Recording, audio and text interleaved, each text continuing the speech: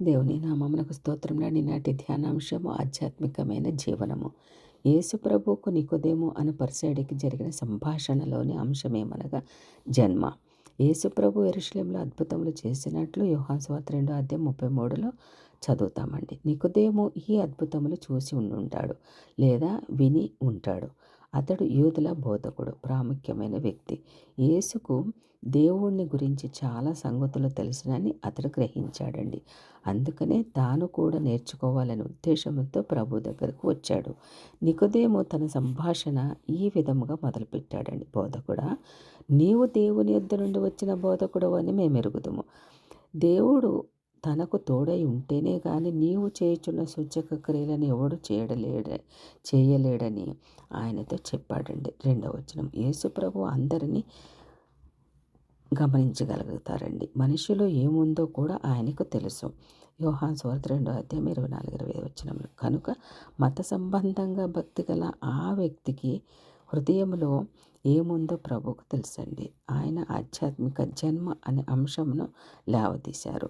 నికోదేము పలికిన ప్రశంస వాక్కులను ప్రక్కన పెట్టి ఒకడు క్రొత్తగా అనగా పైనుండి జన్మిస్తేనే కానీ దేవుని రాజ్యం చూడలేడని 3వ వచనము ఖండితంగా చెప్పాడండి.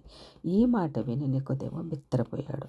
తన మనసులో భౌతిక జన్మము గురించి తలంపులే ఉన్నాయి. అందుకని అతడు ప్రభువునకు ఈ ప్రశ్న అడిగాడు. ముసలివాడైన మనుషుడు ఎలాగూ జన్మింపగలడు? రెండో మారు తల్లి గర్భమందు ప్రవేశించి జన్మించగలడా అన్న ప్రశ్న వేశాడండి యేసు ప్రభువుని. 4వ వచనంలో, 3వ అధ్యాయం 4వ వచనంలో.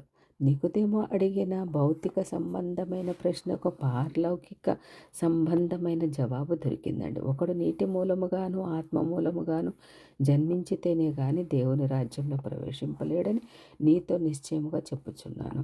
శరీరం మూలముగా జన్మించినది శరీరముగాను, ఆత్మ మూలముగా జన్మించినది ఆత్మనే ఉన్నదని మీరు క్రొత్తగా జన్మించవలనని నేను నీతో చెప్పినందుకు ఆశ్చర్యపడవద్దని 5-7 వచనంలో తెలియజేస్తున్నాడు. ఇక్కడ ప్రశ్న ఏమంటే, నీటి మూలముగా అనడంలో ప్రభు భావం ఏంటి?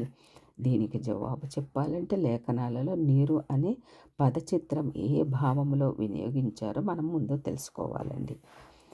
పరిశుద్ధాత్మ యెరూషలేము నగరంలో గొప్ప పండుగ జరుగుతుందండి. అది పర్ణశాల పండుగ.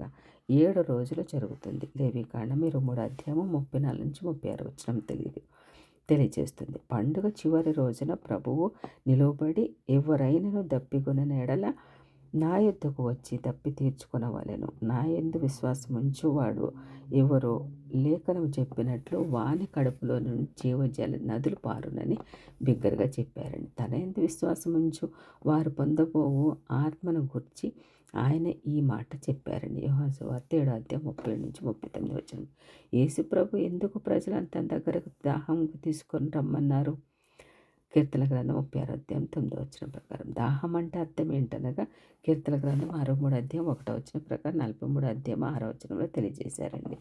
తాకడం అంటే అర్థం ఏంటంటే యోహాను సువార్త 7:38 వచనంలో, కొరింథీయులకు రాసిన మొదటి పత్రిక 12:13 వచనంలో. త్రాగినందుకు వచ్చిన ఫలితం ఏమిటి అని యోహాను సువార్త 4:14 వచనం. ఆధ్యాత్మిక జీవంతో పాటు మనకు ఇంకా ఏం కలగాలి అని ప్రభు ఆశిస్తున్నారు?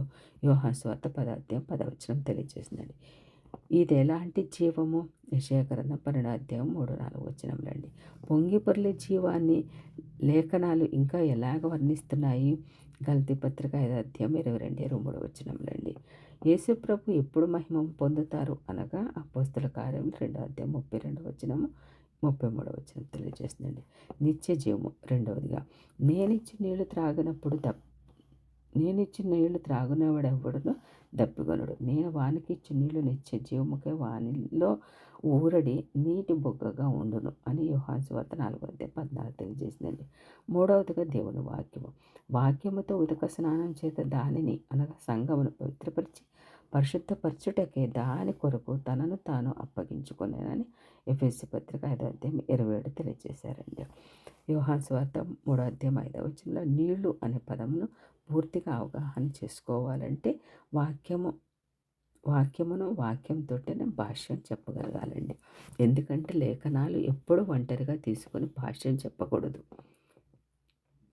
పేతురు రాసిన 2వ పత్రిక 1వ అధ్యాయం 20 వచనం ప్రకారం. కొందరు వ్యాఖ్యాతలు అభిప్రాయం ఏంటంటే ఈ సందర్భంలోని నీరు బాప్తిసాన్ని తెలియజేస్తుందండి. అదే నిజమైతే రక్షణకు నీటి బాప్తిసం తప్పనిసరి. అలాంటి భాష్యం కృప ద్వారా రక్షణ అనే విషయంలో త్రోసిపుచ్చుతుందండి. ఎఫెసీ పత్రిక 2వ అధ్యాయం 8, 9 వచనంలో. ఇంకా అనేక భాగములలో సందర్భం పూర్తిగా భిన్నమైంది. ఆధ్యాత్మిక జన్మ అనే దేవుని అద్భుతం కృపాకార్యము మనము నీతిని అనుసరించి చేసిన క్రియల మూలంగా కాక తన కనికరం చొప్పున పునరుత్థాన సంబంధమైన స్నానం ద్వారాను పరిశుద్ధాత్మ మనకు నూతన స్వభావము కలుగు చేయటం ద్వారాను మనలను రక్షించినని తీతు పత్రిక 3వ అధ్యాయం 5 తెలియజేస్తుందండి. 5వ వచనంలో నీరు అనే పదము దేవుని వాక్యమును అలంకారిక ప్రయోగము అని చెప్పడానికి దేవుని వాక్యమే ఆధారంగా ఉందండి. ఆయన తాను సృష్టించిన వాటిలో మనము ప్రథమ ఫలముగా ఉండునట్లు సత్యవాక్యం వలన మనలను తన సంకల్పం ప్రకారము కనెను అని యాకోబు పత్రిక 1వ అధ్యాయం 18వ వచనము, 2వ కొరింథీయుల పత్రిక 5వ అధ్యాయం 17 తెలియజేస్తుందండి. వినుట వలన విశ్వాసం కలుగును, వినుట క్రీస్తు గూర్చిన మాట వలన కలుగున రోమాపత్రిక 10వ అధ్యాయం 17వ వచనం తెలియజేస్తుంది. మీరు క్షయబీజము నుండి కాక శాశ్వతమగు జీవము గల దేవుని వాక్య మూలముగా అక్షయ బీజం నుండి పుట్టినవారని పేతురు రాసిన మొదటి పత్రిక 1వ అధ్యాయం 23 తెలియజేస్తున్నారండి. ఈ లేఖనాల వెలుగులో యోహాను సువార్త 3వ అధ్యాయం 5వ వచనంలో ఈ విధముగా స్వేచ్ఛానువాదము చేయవచ్చండి. ఒక వ్యక్తి దేవుని వాక్యం ద్వారా దేవుని పరిశుద్ధాత్మ ద్వారా జన్మించకపోతే అతడు దేవుని రాజ్యంలో ప్రవేశించడాన్ని చెప్తున్నారండి. రక్షణలో దేవుని వాక్యము దేవుని పరిశుద్ధాత్మ రెండు ఆవశ్యకమైనవి. నీటి బాప్తిసం అనేది రక్షణకు ఆవశ్యకం కాదు. ఈ సందర్భంలో ప్రభు నికోదేముతో చెప్పింది ఏమంటే, మీరు క్రొత్తగా జన్మింపవలనని నేను చెప్పినందుకు ఆశ్చర్యపడవద్దు. గాలి తనకిష్టమైన చోటు విసరును, నీవు దాని శబ్దం విందువే కానీ అది ఎక్కడి నుండి వచ్చినో ఎవరికీ తెలియదు. ఆత్మ మూలంగా జన్మించిన ప్రతివాడు అలాగనే ఉండును. ఇటు రీతిగా ఎన్నో గొప్ప మాటలు నేర్పించినందుకు జన్మం గురించి దేవునికి వేలాది స్తోత్రములండి. ఆమేన్.